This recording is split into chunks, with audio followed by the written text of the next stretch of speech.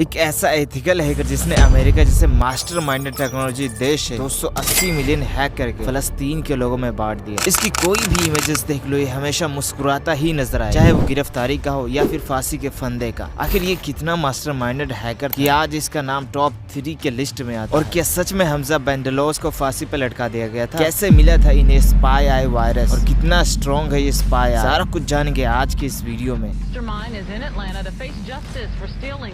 of dollars and infecting millions of computers.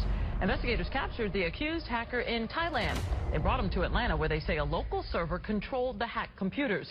We begin tonight with a significant cyber attack taking place across the nation and around the world. During the hack of the Fed, Anonymous stole the login credentials of some 4,000 bankers from across the country.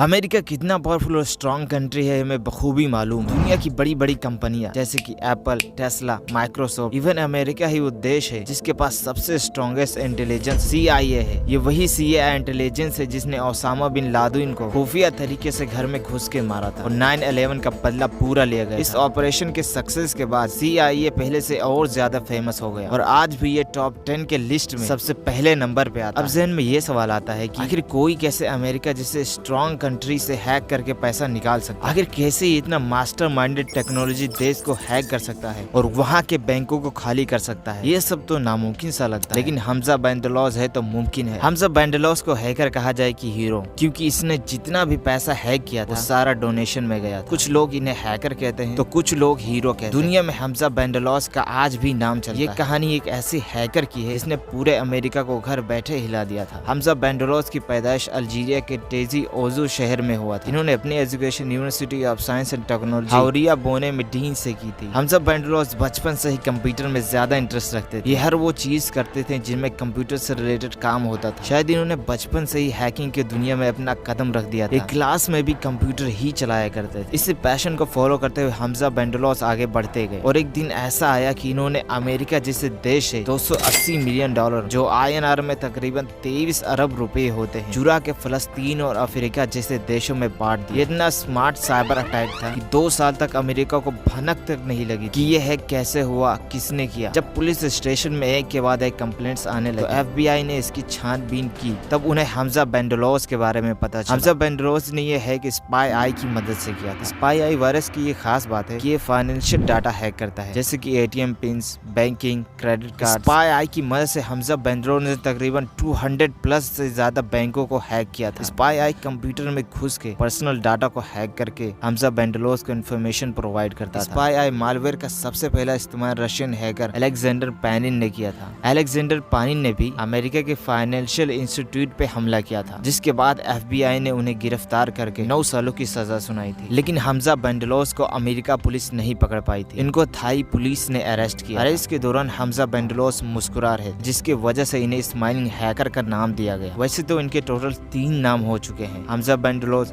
Smiling hacker और code BX1। Arrest के दौरान जब इनके मुस्कुराहट के पीछे की वजह पूछी गई तो इन्होंने कहा कि मेरे हिसाब से मैंने सही किया। अमेरिका से ज्यादा ये पैसा फलस्तीन और अफ्रीका के लोगों को जरूरत है और मेरा ये हमेशा से सपना था कि मैं किसी तरह इन नाजायज पैसों को सही जगह पे पहुंचा सकूं और आज मैं कामयाब हुआ, इसलिए मुझे खुशी हो रही। सोशल मीडिया पर इनकी ये फांसी वाली तस्वीर बहुत फैली है कि इनको फांसी की सजा सुना दी गई थी, लेकिन हकीकत कुछ और ही है। दरअसल ये तस्वीर ईरान के एक नौजवान माजिद का सिफार की है, जिनको एक जज के हत्या के बदले में ईरान की राजधानी तेहरान में फांसी पे लटकाया गया था। अल जजीरा के हिसाब से इंफॉर्मेशन मिली है कि फाइनेंशियल हैकिंग के सजा मौत नहीं हो सकती है। हिस्ट्री में इससे बड़े बड़े भी साइबर अटैक हुए, लेकिन किसी को भी मौत की सजा नहीं सुनाई गई है। तो अब हमजा बेंडलोस को क्यों? हमजा बेंडलोस वो पहले हैकर थे जो अरेस्ट के दौरान मुस्कुरा रहे। ये इमेजेस इतना वायरल हुआ कि आज इन्हें एक स्पेसिफिक नाम स्माइलिंग हैकर मिला। मेरे नजर में तो ये कोई हैकर नहीं बल्कि एक हीरो है जिसने अपनी स्किल की मदद से लोगों की हेल्प और उन हराम कमाई पैसे को सही जगह ठिकाने लगाया। वैसे दोस्तों, आपको क्या लगता है हमजा बेंडलोस ने जो किया वो गलत था या सही? नीचे कमेंट्स में अपनी राय जरूर दें और मजीद वीडियो के लिए हमारे चैनल को लाजमी सब्सक्राइब। तब तक के लिए अल्लाह हाफिज।